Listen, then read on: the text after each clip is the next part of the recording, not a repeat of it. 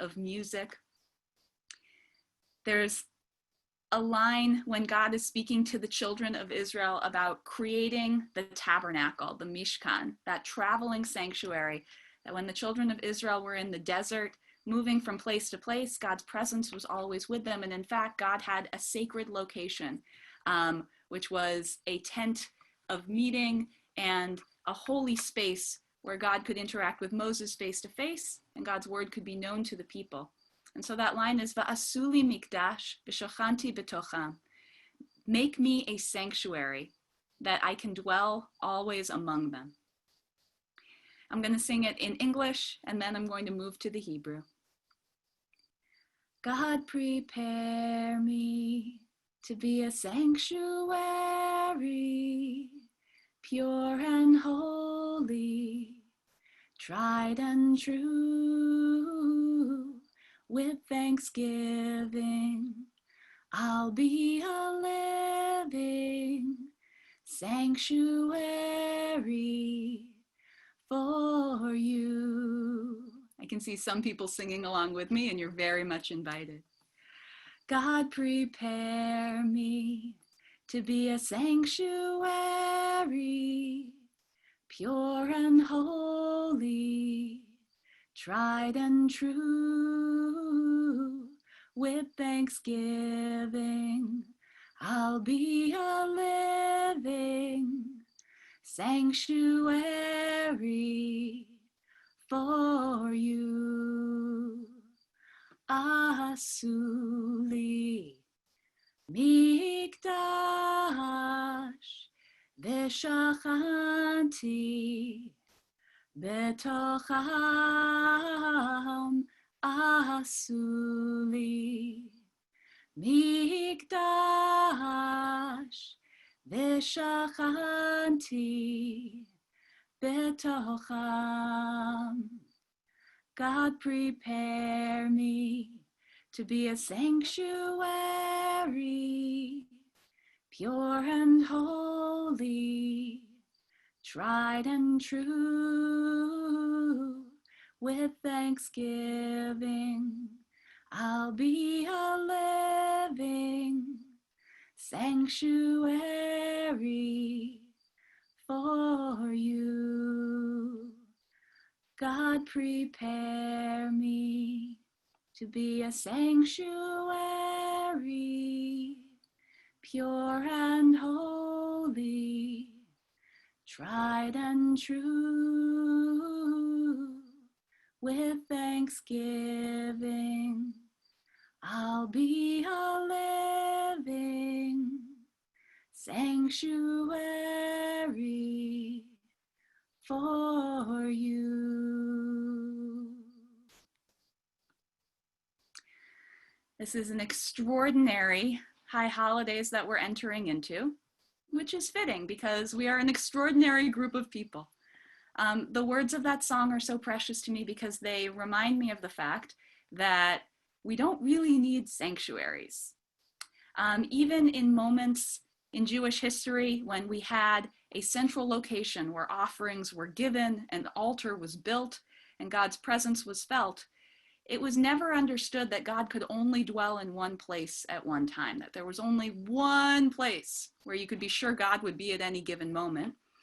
We have this feeling of God's omnipresence all around us. It doesn't matter where we are, God is with us because we are there.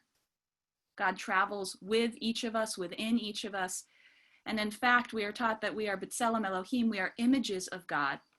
So even in the moments where we are not our best or where the world is not at its best, God is there because we are there. That's a really important kavanah, an intention to set as we move into our learning tonight, that sanctuaries are all over the place. And I want to be honest, I really miss the sanctuary at 30th Street.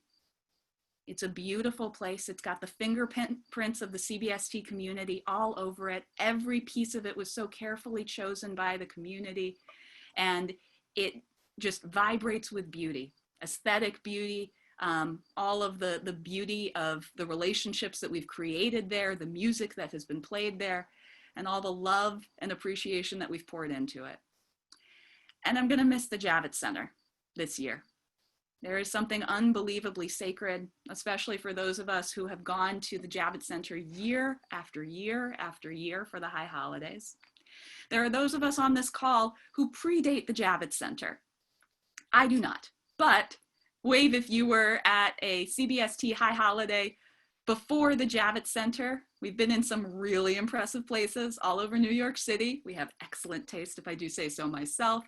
The Masonic Hall for Rosh Hashanah, even in my tenure. Great theaters all across the theater district. And so this reminds us that wherever CBST is, it's a holy space. But that doesn't mean that we're not dealing with some profound losses this year, losses on top of losses.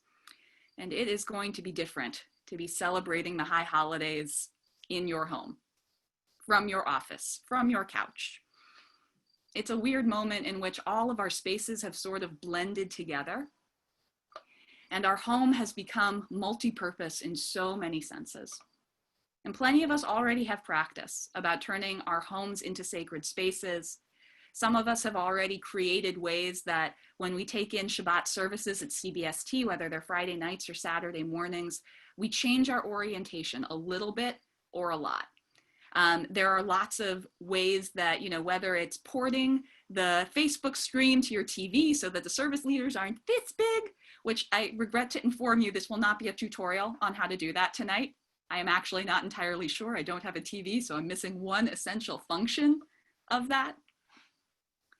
There are ways that we create sacred space in our homes all the time when we do sacred acts, when we welcome guests, when we celebrate, when we gather together to mourn. Our homes have always been sacred, and they are in fact called a mikdash me'at, a tiny, tiny mishkan, a tiny sanctuary or altar where the divine presence is felt. And so tonight, we're going to be spending some time thinking together, learning together, and even perhaps practicing and committing to some different traditions we can make for ourselves these high holy days. Perhaps they will follow us in the year to come. Perhaps they are something that we have always done.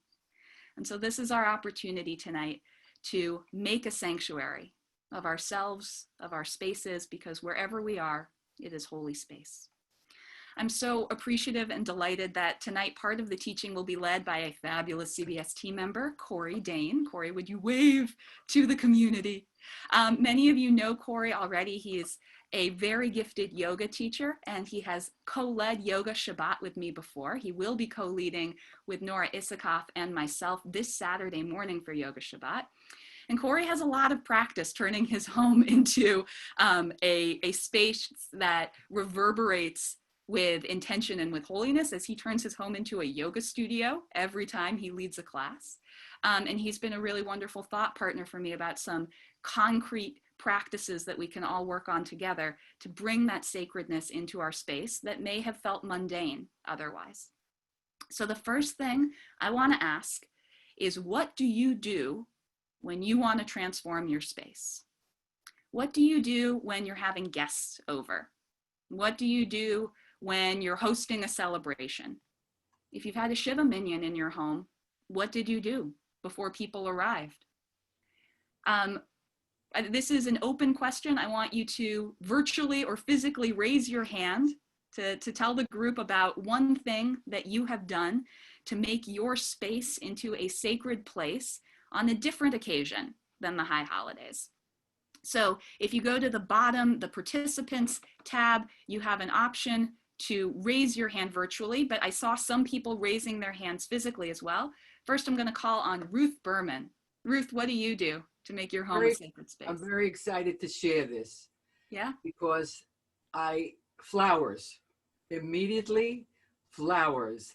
And the beauty of the flowers, for me personally, is that it lasts a longer period of time.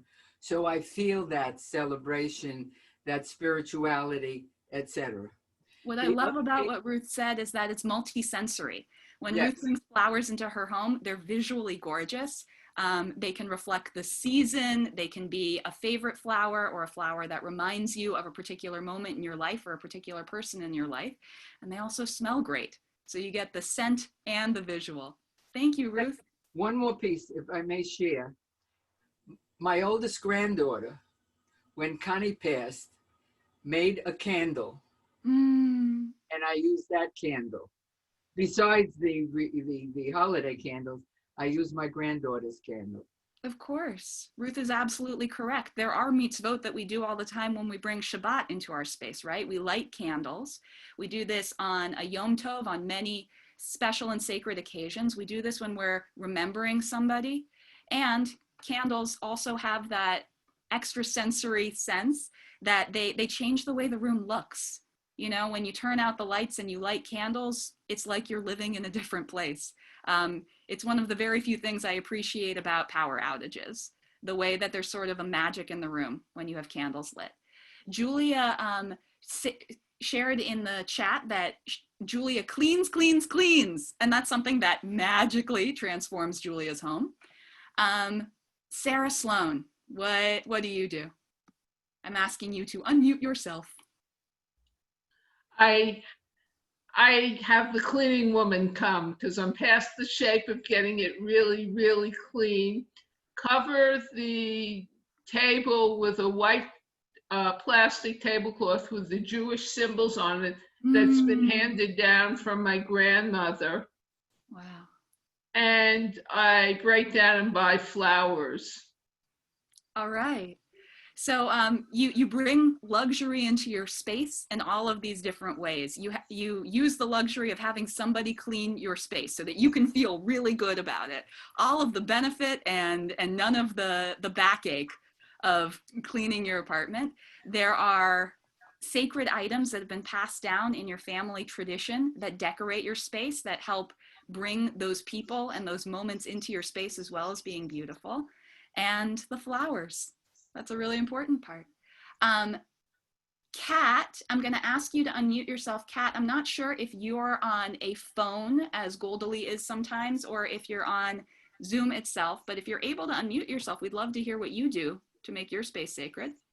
Thank you so much, Rabbi. I have to say this is sort of ongoing, but I like to tend to plants. So I can't say I always buy a new plant in terms of a special occasion or holiday, but I think just keeping plants alive is a very mindful and delicate practice. So I feel like that brings life into the home space. Thank you. Absolutely. That's beautiful. Nurturing life in all of these different ways, whether it's plants or animals or people. And definitely plants bring that aesthetic sense to your space. You know, the place is green. And it's got all those invisible benefits that maybe you breathe easier because it's cycling air for you. Very true. Thank you. So Lisa asked in the chat if there was any Jewish custom about saging a space like the Native Americans do. It's got a sort of dual power to it, that it both literally and figuratively cleanses a space if you sage it. There's also practices of different, like pinyon wood is really common in the American Southwest. It changes the smell of the space, so it smells like something delicious. And it also pushes out any bad spirits, any bad vibes. There is absolutely a Jewish practice of incense and these sacred smells that can elevate spaces that get God's attention. God has a number of favorite sacred smells. I have to be honest, one of them is the sacred smell of barbecue. It's said that when meat offerings were made to God, these sin offerings or these penitential offerings, that it was a reach nichoach Adonai, a pleasing scent to Adonai. And even for those of us who may or may not eat meat, there is something magical about when you walk by a barbecue and the way that smells. God's other favorite smell, as it turns out, is pancakes, because there were meal offerings, leaven, so grain and oil, completely vegetarian and vegan. And this is also described as a reach nichoach Adonai, but I'm sure that we can think of all kinds of scents that transport us. And I'd love you to start putting those in the chat. What are the scents? What smells really bring you to a different place, really elevate your spirit? And I couldn't imagine a better transition to Corey's teaching, what he does in his space that engages all of these different sensory effects to transport him and then transport everybody that he's bringing with him into a time out of time. So go ahead, Corey. All right. So, one of the very first things I do when setting up my space is I remove things from that space. So I edit. I take away things that might be a little bit distracting, either through scent or through sight. We all might not have the ability to move our sanctuary into a new space this High Holy Day season. We might be at the same desk that we office from, but maybe you can tidy up the papers a little bit, place a blanket or a nice cloth over some things, so your focus and your intention is drawn inward to this sacred space that you are creating. Once I do a little bit of editing, once I do a little bit of removing and cleaning, I begin work on my altar. And I was extremely excited to learn that altars are extremely Jewish. Mine is slowly coming together. I'll show it to you. This is what I'm working on for the High Holy Days. And in advance of sharing this, I should say this isn't meant to inspire you to go out and spend a ton of money and replicate this. My hope in sharing this and talking a little bit about altars is simply to inspire something. Maybe it's one thing that you want to bring into your space this season. So I'm going to tilt my computer down so you can see the entire thing, and then I'll pinpoint a couple of things on it. So this is what I am working with this year. I have selected all of these items in very intentional ways for many of the reasons that you all have shared already. I have placed them in this tray, meaning that I can take this wherever I wind up worshiping this High Holy Day season. It might be at the desk that I work at. It might be the living room and the couch at some point. So I like that it's portable, and I like that it can come with me. So let's break down just a couple of the items that are on here. First and foremost, so many of you mentioned something living. So for me, that's a succulent. It's very reminiscent of when I lived in the Southwest, and you couldn't really grow a whole lot because of the heat. So succulents connect me back to that time when I lived there. A couple other things that sort of connect me to places that I've lived are some rocks that I have picked up along in my journeys. So before relocating to New York, I was fortunate enough to have a job that sent me all over the US. It meant that I observed Rosh Hashanah and Yom Kippur in various cities all over the US, and I would try to take a little something back home with me. These not only serve visual purpose, but during long meetings or the many hours that we will be facing in the coming days, give me something tactile, something physical to do as well. You may have noticed we have the foods of the season. So I have my apples and honey. You can certainly put round challah on your altar, pomegranate. There are so many various foods that people tend to turn to this time of year. And I would invite you to add the ones that are most meaningful to you to your altar. This probably looked a little bit strange, this mason jar here with some paper. So these are things that I am not necessarily wanting to take into the new year with me. So these can be habits or behaviors, things that I am wanting to leave behind as we embark on this new year. It's a little low right now. I imagine in the coming days, I'll have come across many more things that I want to let go of. And I'm not quite certain what I might do with them yet. Maybe these get crumbled up and thrown into a body of nearby water. Maybe I take them outside and in a controlled environment, add some flame, add another element, fire, and send them up in smoke. Not quite sure yet. I've got some incense on there. We just talked about that when I'm looking for just a quick way to sort of change the scent in the room.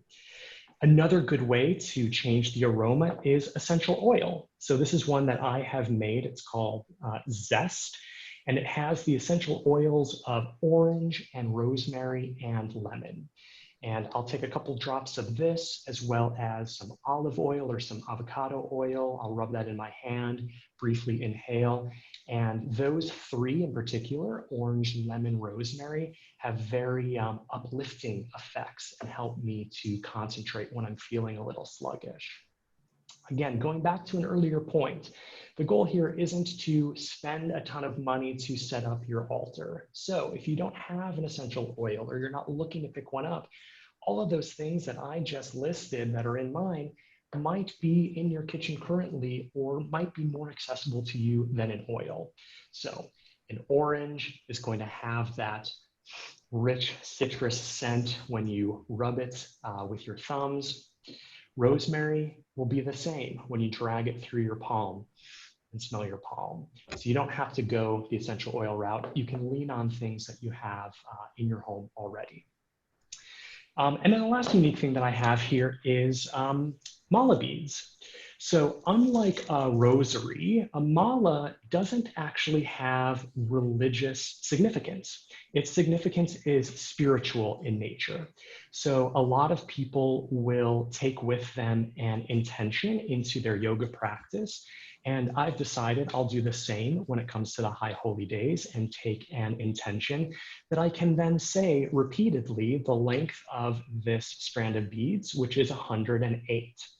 And if I find myself maybe losing focus, checking out, I might grab this and I might run through that intention 108 times. So that is what I am working with when it comes to my altar. Before turning it back your way, Rabbi Rapport, I just want to mention there are so many different ways to approach setting up an altar. You can focus solely on the senses. So things that speak to your sense of smell and touch and sound and taste and sight. You can also go in a totally different direction, and yours can be very elemental in nature. What represents air and fire and space and earth and water. You can also go the familial route. Many of you already mentioned bringing out things that were gifted to you or you inherited. Your altar can be made up of solely those things that connect you to people who are maybe no longer with us in body, but solely in spirit. And yet there are many other ways. So the goal here is to pick things that speak to you, pick things that are intentional, pick things that have meaning, and then display them in a unique, creative way somewhere in the sanctuary that you're creating at home. Thanks, Corey. The idea here is that you don't necessarily need to turn over your entire space to make it a sanctuary. Sometimes just one corner or one wall is enough. And even it doesn't have to extend out to a corner or to a wall. Corey was showing off mala beads, which are, Corey, if you could hold them up so everybody could see. This is common in Eastern traditions, that it's a series of beads, and much like a rosary, though Corey pointed out it's not for the same religious purpose, the tactile feeling of clicking beads, one after the other, is an important focusing device. It can be done with a necklace, with a strand of pearls or any kind of beads, just something to like hold in your hand and aid your mind in being able to focus, or when you find yourself sort of drifting away. We're now at hour 4 of Rosh Hashanah, a way to sort of bring yourself back or give yourself a little something to do that's not, you know, I should be doing the laundry right now, or I could be getting work done. I've got the computer open. I'm just going to open up my email really quick and see what's happening. We're looking for strategies that keep us in this sacred space while understanding that we can't exist there 100% of the time.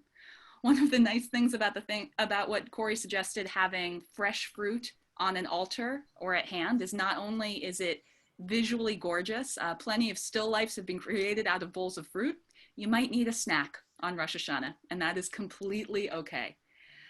I'll be honest with you, there are certain things I'm looking forward to this year about having the sanctuary in my own home. And there are probably going to be things that I miss when we go back to the Javits Center or when we go back to the sanctuary at CBST.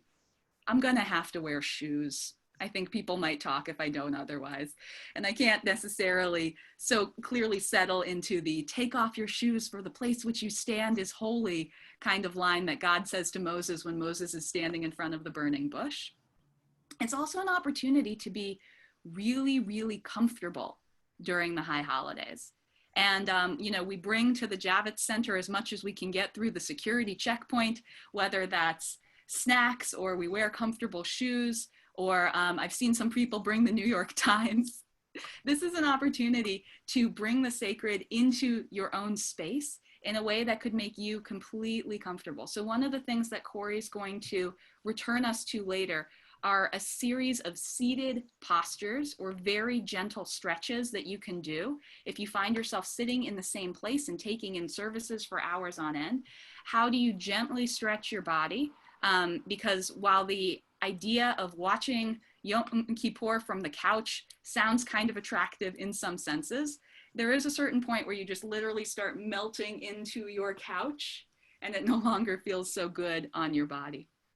Something I loved about what people shared in the chat about what they do to create sacred space in their home when they're celebrating or when they're welcoming guests. There were so many food scents that were added. Somebody loves the smell of brisket. Somebody else loves the smell of lemons. And baking something or making something special for the holiday that you can look forward to enjoying after services or during services will literally change the way that your space smells and will build that sense of excitement, especially if it's out of your usual pattern, that you've always read about those people who bake challah for Shabbat, or you've always looked at pictures in magazines of people who created a special meal for themselves for the holiday. You could be one of those people. It's a nice practice to bring since you're not dealing with the commute to and from your sacred space. It's one of the ways that it could be transformed in a new year. What else did I want to share with people from the chat?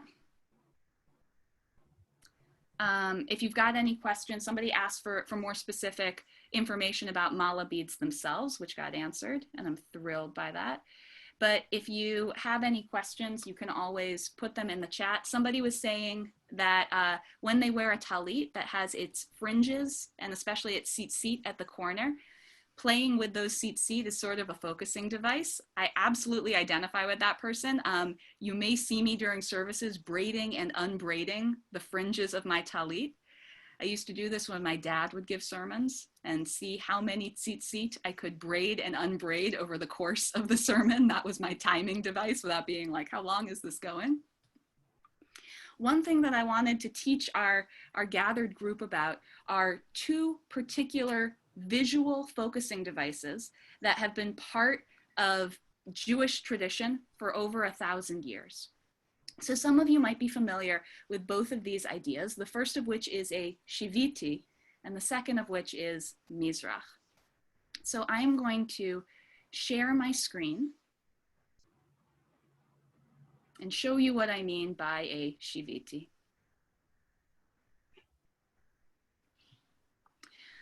So if you need to move your Zoom ribbon around a little bit, that's totally fine.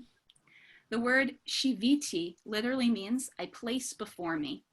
And it comes from one of the lines of Psalms. For all of my friends from the Psalms class who are currently in this workshop, you've read Psalm 16, which says these words, Shiviti Adonai l'nagdi. I place Adonai, Yud-He Vav-He, before me. There was a visual meditation question on this subject. Are you supposed to always have God at the forefrontlets of your eyes, like we hear in the Ve'ahavta? Or is it perhaps that you're supposed to place the letters Yud, He, Vav, He in front of your eyes? And the idea was perhaps that this could be something that you look at during services. It's common in Jewish communities throughout the world to have a shiviti on the bima. In Sephardic communities, it might literally hang from the amud, the podium, that's the word I'm looking for, from which the prayer leader is leading. And it's both an opportunity for a focus and for a bringing in of sacred text in a visual way instead of just an auditory way.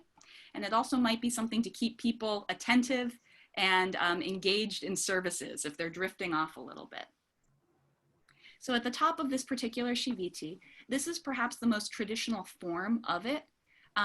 You have the words da lifnei mi ata omed. Yeah, Sarah knows this. This is a very common line that you see above an ark, above an Aron HaKodesh, where Torah scrolls are kept in many different congregations around the world. And it literally means know before who you stand. And when Corey's talking about making an altar, there might be a blessing that you want to say, or there might be a phrase that you want to write. To sort of name this as your sacred spot in your home sanctuary. And da lifnei mi ata omed could be a really good one. It is answered, this sort of question, who is it before you're standing? Lifnei melech malchei hamlachim hakadosh baruch hu. So this looks like all one word, but you can see the chupchik, the little quotation mark in the center, reminding us that this is an acronym. HaKadosh Baruch Hu, the Holy One, blessed be God. What's on the rest of this shiviti is the words of Psalm 67, which is describing the menorah that was in the temple of old, in the first and second temple. A lot of care goes into the description of the sacred lamp, the menorah, the light bringer, that is meant to be had in these sacred spaces dating back to the tabernacle. So these are the words of Psalm 67, put in micrography, which means a type of art that uses tiny writing, micrograph. Jewish art over the course of history has typically been non-figurative. There's a major one of the 10 Commandments that says, don't make for yourself a graven image, which means that Jewish artists have often shied away from any kind of depiction of God beyond the abstract. And this is true of Jewish art today as well. But that doesn't mean that Jews don't create art with lots of different creative methods. And one of them has been micrography, that literally the words of the psalm are creating the image of the menorah. This is another picture of a shiviti. I'm going to zoom it. I apologize if I give anybody sort of a roller coaster feeling as we zoom into this picture, which is from 1904 in Jerusalem. You can still see the words up here. We keep Yud He Vav He before our eyes. Here's that same menorah with the words of Psalm 67, but we've got all kinds of other visual signifiers surrounding it. And quotes from sacred text, especially from the Psalms that were important to the artist. And you can see Shiviti Adonai Lenegdi, which is from Psalm 16, just like we said. The other one I wanted to show you hangs in the Hungarian Jewish Museum in Budapest. This is not a historical work of art. It was made in 2018, but it uses the uniquely Ashkenazi Jewish art form of paper cutting, which was common in Eastern Europe. It originally was a men's art and then became women's work, the creation of this kind of art making, cutting up paper. If anybody cut up paper snowflakes when they were in elementary school and opened them up wide to show a beautiful work of art in the white fire and the black fire of these two different spaces. It said that Torah is written with white fire and black fire, the black fire being the ink letters and the white fire being the parchment itself. And something I love about this Shiviti, see we've got Shiviti Adonai right here, is that it sort of inverts the white fire and the black fire. It is the white text and the black background that make it stand out. And you can see that this has all kinds of figurative image. You have animals, you have chalices, wine cups. but it's still highly abstract. And it's the letters and the words that are carefully threaded like lace all the way through. Many different names of God. You have Shaddai over here, and you have Adonai. Oh, I lost the Adonai. Here's more Yud He Vav He down here. And at the top, you have this word, Mizrach.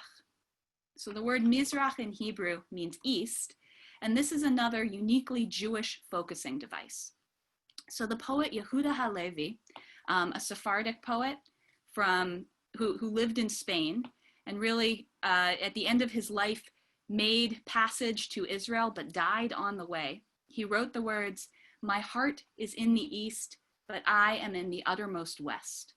And this is one of the most beautiful and poetic statements I've heard describing the Jewish diaspora, where we are spread out all around the world, creating meaningful Jewish communities, literally making sanctuaries all across the world.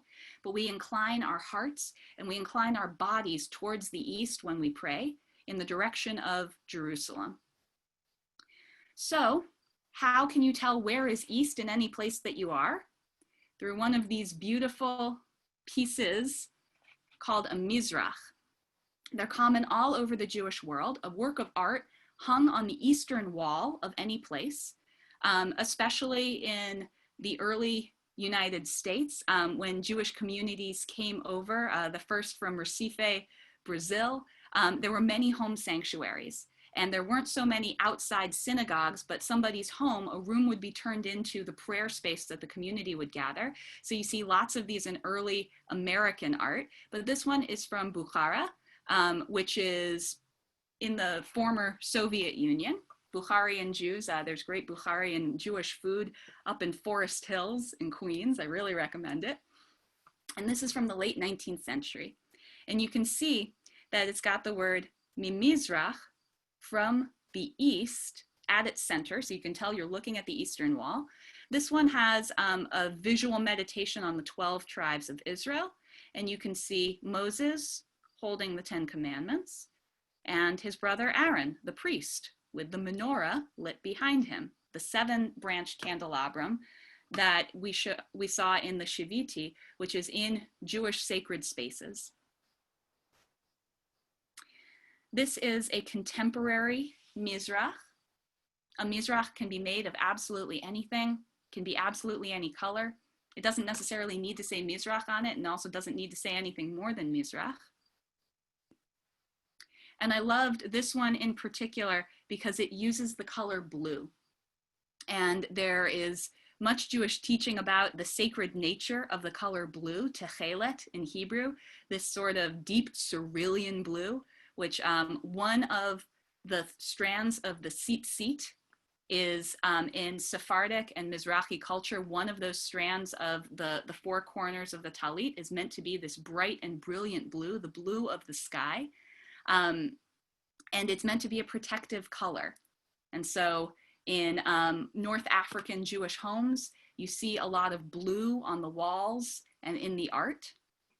And that's one of the reasons why somebody put into the chat that evil eye emoji, where it's a blue background and one eye staring straight at you. In Hebrew and in Yiddish, has anyone heard the phrase kenahora in Yiddish? And in Hebrew, closer to ke'ayin hara, it's like you're bringing the evil eye. This is an eye that's staring back at the evil eye to protect you from any kind of bad intentions. And it's blue because this is considered to be the special and sacred color of Techelet. The last thing that I wanted to show you, I'm going to share my screen once more. We'll go back to that Mizrach.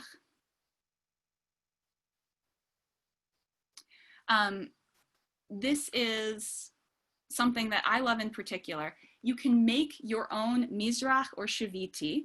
If you are particularly artistically inclined, you can use any of these beautiful themes that we showed, you know, maybe drawing out the letters Yud, He, Vav, He, using micrography. If you're not as comfortable like literally drawing figurative art, you can use your own words to create something beautiful.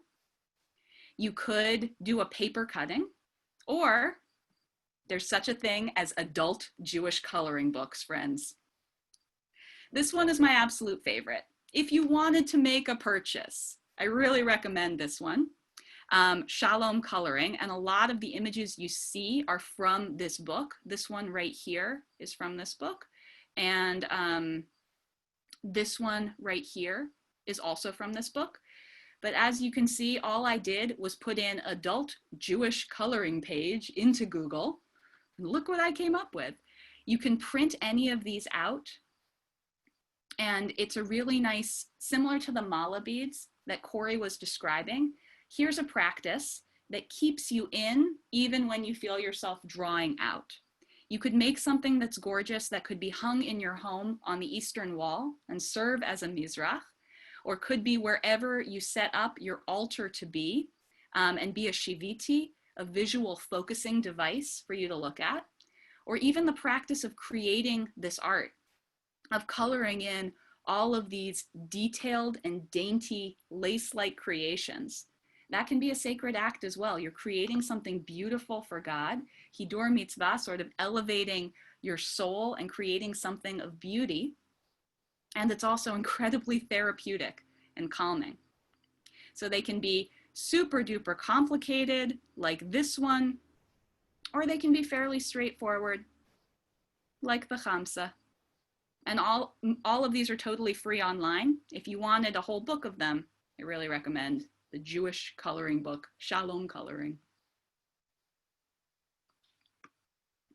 So what Babette is going to share in the chat right now is a guide to creating up your home sanctuary that I created with the help of several rabbi friends in North Carolina. It bullets out basically what Corey and I were describing. All of these different practices you can take, whether it's from minimizing, cleaning your space so that it feels really sacred, setting up one particular corner or a whole wall or a whole room of your home space for a dedicated purpose, for the purpose of prayer, the ways in which you can decorate it that engage all of your senses, perhaps something that smells delicious or keeping something tasty nearby, trying to blot out any outside noises. So maybe don't have the dishwasher running during Kol Nidre, or maybe think about how the sound comes out of your computer. If you've got an external speaker, or if you have headphones that really enhance the way that you hear the music of the High Holy Days, that's one way that you can engage your hearing.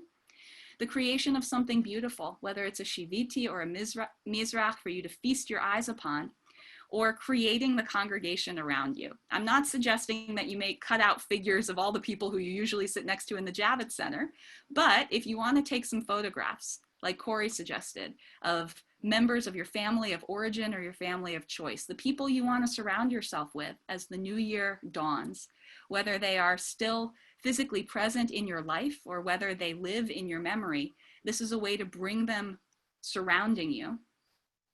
The PDF also has a couple of blessings you can say to seal this practice, one of them being Asuli Mikdash v'shochanti b'tocham, that same phrase that I sang at the beginning of our workshop together, and a couple of other options, or you can come up with your own. I'm always delighted to talk to people about what are meaningful blessings you can use to make your space sacred. And in Judaism, we say that an act becomes sacred when you bless it. We go through our life making all kinds of decisions, what we're going to eat, what we're not going to eat, what we're going to do, what we're not going to do. When we pause and when we say a blessing, it's that kavanah, it's that intention that really seals the act and makes it holy instead of mundane. So the link that's being shared in the chat, the backslash is CBST Home Sanctuary. And it will take you to a separate web page that has all of this information in it. What we're going to do for the next little bit is first Corey is going to show us different yoga poses. And please everybody take a deep breath, and taking a deep breath is an important part of this practice. These are poses that are meant to gently stretch. We're not going into any headstands, but some advice and some very clear modeling of different poses you can take over the course of services to keep your body feeling engaged and not achy. We're going to share a PDF of these poses as well, so that you can take it home with you and you can practice them on your own time if you're so inclined. After that, we're going to break up into chavruta. The idea is that everybody in this workshop will be paired with somebody else, and you have a chance to sort of talk over what you've heard so far, what spoke to you, or what sounds absolutely like something you would not do. Maybe show your chavruta, your learning partner, something that's in your home that you plan to bring into the sacred space or transform for a new usage. And maybe, just maybe, hold each other accountable for doing something a little different in your High Holy Day traditions this year. So if you're not so interested in doing just a little bit of yoga, if you're not so interested in being paired up with a learning partner to sort of talk out and think through what you've learned, I wanted to give you fair warning that that was what was ahead, and we won't be offended. But everybody who registered for this class is going to get sent, as sort of a follow-up, this PDF of the yoga poses and the PDF about creating your home sanctuary, so that you don't need to stress out about opening it right this second. Corey, why don't you go ahead and tell us a little bit about what is best for your body if you're about to be in a seated position for many extended hours. Yes, certainly. And I'll just add that when it comes to the yoga poses I'll share tonight, these will feel extremely accessible, maybe not like yoga at all.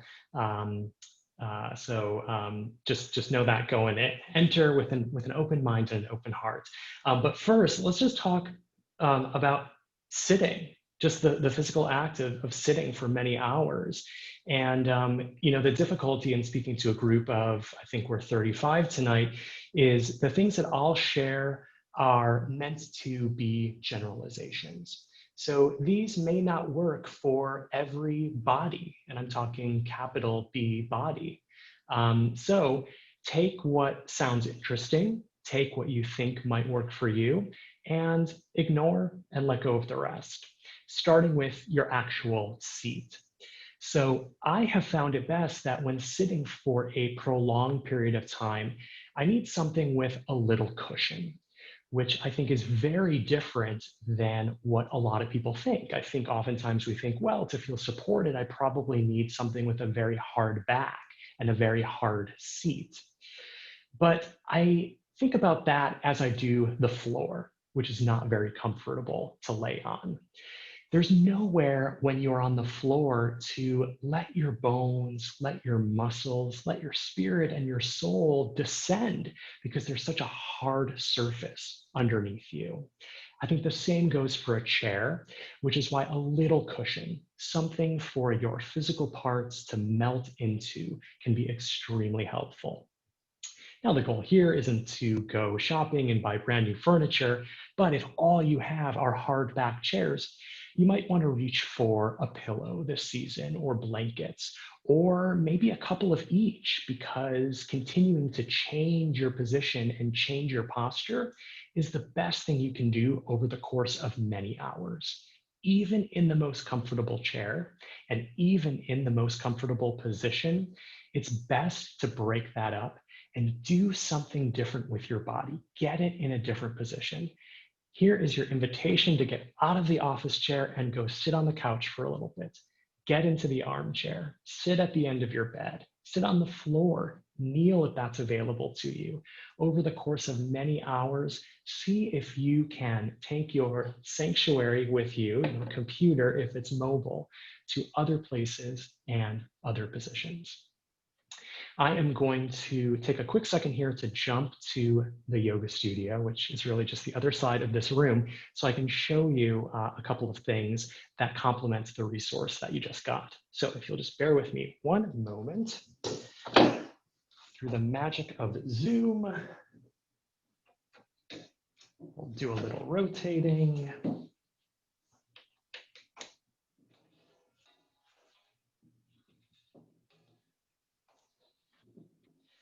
Okay. All right. So first things first, if you are more comfortable in a chair, this first posture can be done from a seated position. And quite simply, it's a forward fold. We're taking our upper body and we're folding it over our lower body, wherever that is for us. So for some, it might mean making contact with the floor with our hands. For others, it might mean tensing our fingertips. For some, it might be placing our hands on our knees and getting a nice little stretch throughout the low back, the spine, the torso. Wherever you're at here, the focus is to send the hips and the pelvis back into your seat to make room for your upper body to counteract the position it's been in for so many hours by folding over itself. Once you are in a place and a space that feels comfortable, you can hang out there for a few cycles of breath, inhaling through your nose, exhaling through your nose. A couple of variations on that forward fold. If it's available to you, you can use the back of your chair to fold, and you can grab that chair anywhere that's comfortable to you. So that literally could be the chair back, it could be further down the back, it could be down the legs. And if you're able to grab this low on the back of the chair, you may want to remove the chair altogether, find some carpet or a mat, and inhale your arms up high and completely fold over your body without the assistance of a chair. Just like in the chair, you might make contact with your palms, with your fingertips. You might grab the backs of your ankles or your calves. You might grab opposite elbows, kind of get a little sway going. We call this ragdoll. And stay here for a few cycles of breath. No matter which variation you choose, if you are in the chair or you're standing, you want to roll up and out of that forward fold extremely carefully because your head has been below your heart. It means a lot of blood is rushing to your head, and we want to make sure when we get up and out of that position, we're doing so in a slow and careful and intentional way. The second pose that I want to share with you is one to counteract that forward folding motion by opening up and getting a little bit of a back bend. So reversing the motion that we just did. So two options here for you. The first is just a big old full body stretch in which maybe you can slip a hand underneath and get a little bit of an arch. Your toes are pointed in one direction, fingertips are pointed in the other as you stretch long on the earth. And if stretching on the earth isn't so available to you, this one can be done in a bed or on a couch. Remember, it should be extremely comfortable. All of these poses are in the PDF that we've put into the chat and we're going to send out later, plus a couple of extras. And we're going to make this available to our entire CBST community over the high holidays, stretching out your spilchus, a resource for everybody to use, but you all get to see it first. Our last one while we're over here. So if this was available to you, if that felt good, if you want to dial it up just a tiny bit, we'll explore what's called a supported bridge pose. So you'll bend your knees, will be facing the ceiling, toes pointed against the wall, palms flat on the earth. And on an inhale, we're gently going to press through our palms and through our feet, just enough so we can slip something underneath our sacrum. Now, that something can be a block, it can be a book, it can be a pillow, a blanket, whatever you have that's handy at the height that's available to you. So what is a sacrum? Where are you trying to put this little bit of padding? It's at the very lowest part of your back, the very top part of your tuchus. It's kind of where your back and your tuchus meet. Yeah, almost where you might have a belt. It should feel comfortable. This should feel good. And if it doesn't, you'll adjust it to where you need. I find that right now, today, I need this to be a little bit lower. So in this position, we are reversing the work that we just did by folding forward because we are introducing a slight back bend. We're opening up the heart, we're opening up the chest, we're sending the hips high. You can keep your palms flat on the earth. You can bind your hands if you'd like to experience a bit of a shoulder and upper chest opener. You can cactus your hands, which means literally making the shape of a cactus or a U. Or you can spread your arms directly out and make a T. Important to note here, the taller your item, the greater the back bending will feel. So if you don't want to feel a huge back bend, it might not be a block, it might not even be a book, it might just be a pillow. It might just be a blanket that's folded over a couple of times.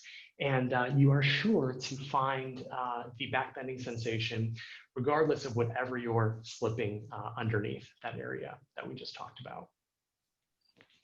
And there you go, a couple of poses to introduce movement and introduce ways to break up the sitting, the sustained sitting, so it feels comfortable to extend throughout the high holidays in this position, seated in a chair. The very origins of yoga, the very first Vedic texts from ancient India, we're talking about how to create seated postures for extended meditations. How do you sit, literally, for hours on end, while still being able to keep your focus on that which you're meditating? So this is a practice that we're borrowing from people who are pretty expert at it, that we're bringing into our own sacred spaces, into our own sacred practices. If you liked what Corey showed you and you now believe him that when we're doing yoga, it can be accessible for all bodies, you can definitely join us on Saturday morning and you will see more of the same and more beautiful music and some Torah study. So what I want to do right now is let everybody have a chance to sort of process what they've been learning and think about concretely what spoke to you and what you might want to do these high holidays. The order of operations is first we're going to unmute everybody to make sure everybody can talk to one another. And then we are going to randomly assign breakout rooms, groups of two. And this is a chance for you to talk to somebody about, well, this is my favorite scent. And so that's what I think I'm going to be bringing into my sacred space. It's Lysol. I'm going to clean the house top to bottom with lemon scented Lysol. Or this is a Jewish ritual item that was passed down in my family, and I'm going to have it near me for the high holidays. So I'm reminded of the story that it carries and the people that it represents. When you're divided into these rooms with a partner, not everybody has to be here for this part. I see a couple people leaving, which is totally fine. If you are left alone in a room, come back to the lobby and hang out with the rabbi and we'll talk together. I'm actually seeing, I think that we have a small enough group that we could just open this up for discussion instead of doing chavruta, instead of doing breakout sessions. But one of the things I want to encourage is a sense of accountability. Maybe there's somebody in this Zoom room who you feel comfortable enough to say, hey, Corey, this year I'm going to bake challah. I'm going to bake around challah. And I want you to hold me accountable. I want you to send me a message on Facebook, or I want you to text me a picture of your challah so that it really gets me to do it this year. So Babette, could we unmute everybody and hear a little bit about what seemed like a tradition that you could bring into your high holidays this year to make your space into a sanctuary, or something that we didn't mention at all that you want to make sure that our workshop hears? We are successfully unmuted. Hi. Do you want us to raise our hands with a participant, or do you want us to raise our hands so that you can see us? Are we small enough? Talk, Stacy. I think that we're a nice small group at this point. Okay. I wasn't sure what to expect from how to prepare. And so to speak, I was like, oh, okay, she's gonna give us. We put this here. We put this here. And I didn't know what can I do. Sure. But this is the first time in many years not singing on the bima. So participating in the congregation is to me it's just going to be a new experience. And because I have a cat, I have to be careful what I put around. That's fair. But it's just funny. It just came to my mind. My father used to play harmonica, and he had 2 harmonicas. And he used to make a joke that one was my mother's and one was his. And so I wound up getting my mother's, but quote unquote. And I thought, you know what? Maybe I'll just take that out and just have just have the harmonica. I don't play it, but I think it's a C harmonica or something like that. Actually, so I think I'm just going to do that. Just have my father with me. I haven't had my father with me in spirit. What is this? That's amazing. Sorry about that, Devorah. I didn't mean to interrupt you. It's okay. I think it was an accidental unmuting on Devorah's part. But Okay. what I love about that is that you can also have that tactile sense as you run your fingers over the harmonica, whether or not you're playing it, and the way that the metal kind of warms up in your hands. Oh, I didn't even think that. I just thought of holding the case. That works too. No, thank you. Who else has something that they're going to try in their home sanctuary this year that maybe they couldn't if they were sitting in the Javits Center? Go for it, Julia. Well, actually, I was inspired by this class to already make some purchases to make myself a little sanctuary that I kind of wanted to show off. Ooh. So what I got of these little candle holders. Oh, gorgeous. And also what I got, and this is going to light up. It's a diffuser, an oil diffuser, and it has like a tree on it. Wow. So you get the visual and the scent. I love it. Yeah. The only problem is that the candle holders, the Shabbos candles that I got don't quite fit it. So I'm going to have to try to find candles that fit the little hole in it. So I'll have to. And that might be another, sacred shopping trip. There's so many gorgeous candles out there. Maybe they smell like beeswax, or maybe they're rainbow color. Yeah, I figure I'm gonna take a walk out to Target and bring the candles. A safe shopping trip to Target. I love it. Yes. Anybody else thinking of something that they'll bring to their home sanctuary or something that's already there? Yes. I have lots of. Wait, Randy, you'll be right after Peter. Oh, okay. Sorry. No worries. Definitely fill my house with rosemary. I love the scent in general, but it also reminds me of all the rosemary bushes that I had in my garden when I was living in Jerusalem and when I would walk down the street. And so that transports me in just a wonderful way. Definitely make recipes that my mother used to make or other relatives and try to serve them in dishes or other things that came down through the family to make sure folks were there. And the other thing that I try to do is I use old prayer books that my grandfather or great-grandfather used. In fact, saying the same prayers, holding that same book, feeling the oils that are on their hands is always a lovely connection at the time. And the way that old books smell too, like the way when you walk into a used bookstore or a library, like the scent sort of surrounds you.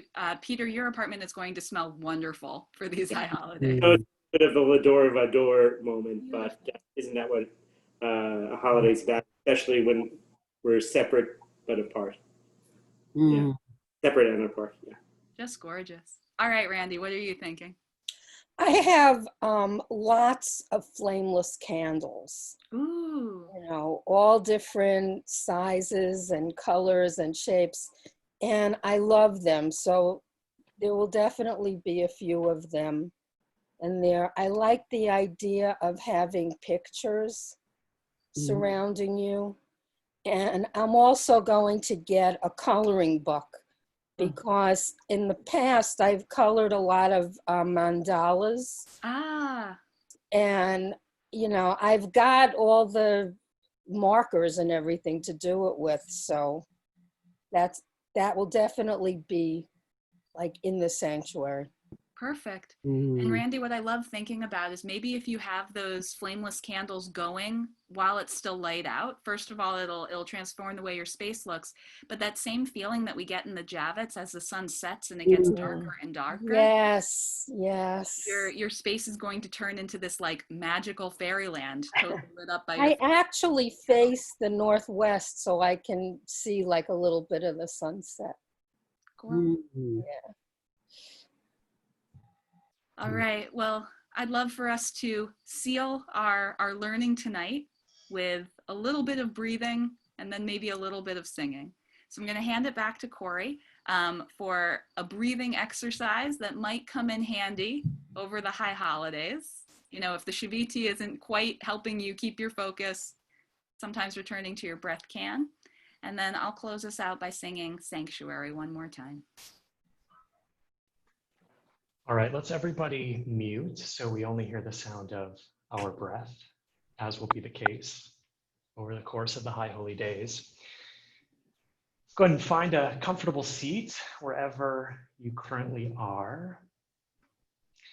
Inhale through your nose and exhale loud and out through your mouth. Just let it all go. Let it all out. Another one just like that, inhaling through your nose, exhaling out your mouth. And on this third one, inhale through your nose, exhale, close your mouth, exhaling through your nose. Close your eyes if that's available to you.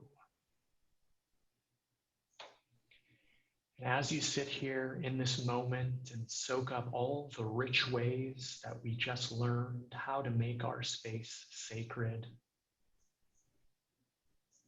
find your breath. You don't need to adjust anything. You don't need to do anything different. What you're doing now is exactly right. Continue to inhale through your nose, exhale out your nose. Sink deeper into your chair. Let the earth support you.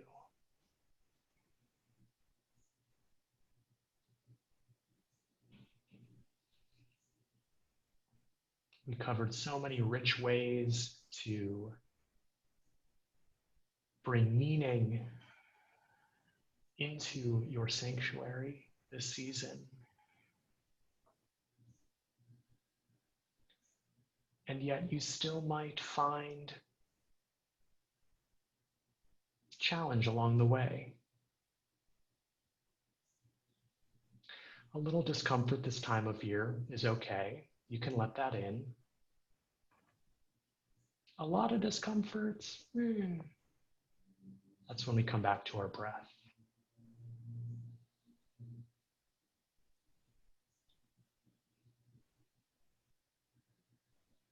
Take one more rich inhale through your nose.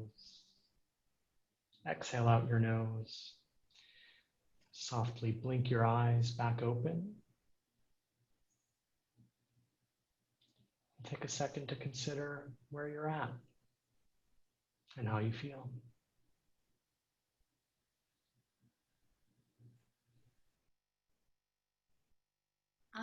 Asuli Mikdash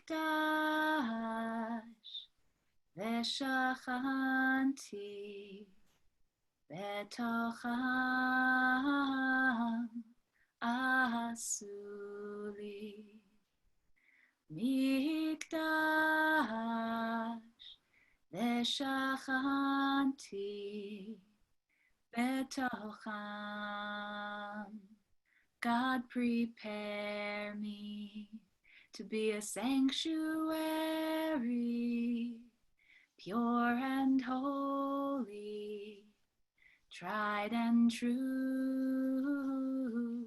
With thanksgiving, I'll be a living sanctuary for you. God, prepare me to be a sanctuary, pure and holy, tried and true. With thanksgiving, I'll be a living sanctuary for you. Thank you, everybody, for making this space so sacred tonight, with all of our learning and with all of our teaching.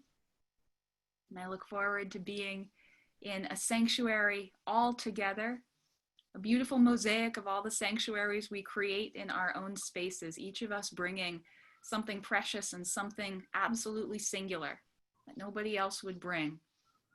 And it's with that unique capability that we bring all of these faces of God into our congregation, and we create a sacred space for God to dwell. So I'll wish everybody an early Shabbat Shalom on this Thursday night. We look forward to seeing you plenty of times before Slichot on September 12th, before Rosh Hashanah, which comes in the evening of September 18th, and maybe even on Saturday morning for some more breathing, some more stretching, and some more singing. Have a wonderful, wonderful evening, everybody. Wishing you blessing. Take care, everybody. Good Shabbos in advance. Thank you, Rabbi Rapport. Thank you, Yeah. Corey. Thank you so much. Thank you. Thank you, Rabbi. Corey and Rabbi. Thank you, Rabbi. Rapport. Thank you, you. Rabbi. Thank you, Rabbi. Thank you, Corey. Rabbi. Beautiful. Thank you. Yes. And everybody's going to get an email with so many attachments. Thank you, Rabbi. Great. Thank you. Thank you.